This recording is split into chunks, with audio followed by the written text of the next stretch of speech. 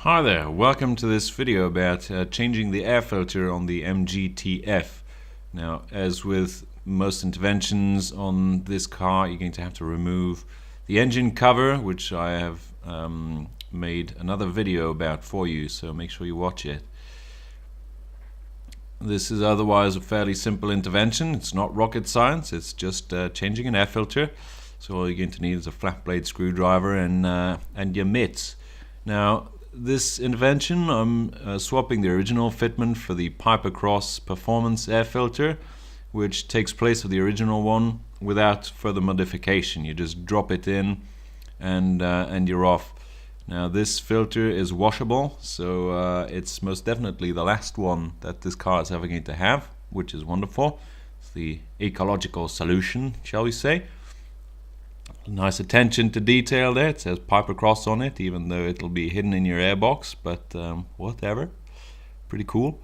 And you can see it's considerably thinner than the original fitment, and it's made of high quality material. Now here's a highly scientific test about the flowing capabilities. There you go. You can see original and the new one. And I must add that this is not a sponsored video. I actually paid to get this filter, and the customer is paying me to get the job done. So there you go. Now, it's quite a fiddle to get the airbox cover back into place, as you can tell, but it came out, so it has to go back in. Technically speaking, what is this performance air filter going to be doing in the car?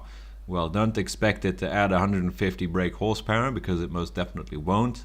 It'll hardly add 1 horsepower probably, but it will most definitely improve the torque figure, which is what we're looking for, especially in normal driving conditions where you're in a low to mid-range on the engine revolutions.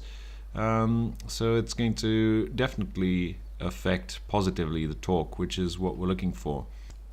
Now, these performance air filter manufacturers usually claim that their products will give you better fuel economy, which is true if you keep driving normally. Now, I know for a fact that when I have a lot of torque, I have a tendency to use it, so I do consume slightly more. But then again, you know, that's just me. More torque means more fun, if you know what I mean. Thank you all for watching. Catch you all in the next video.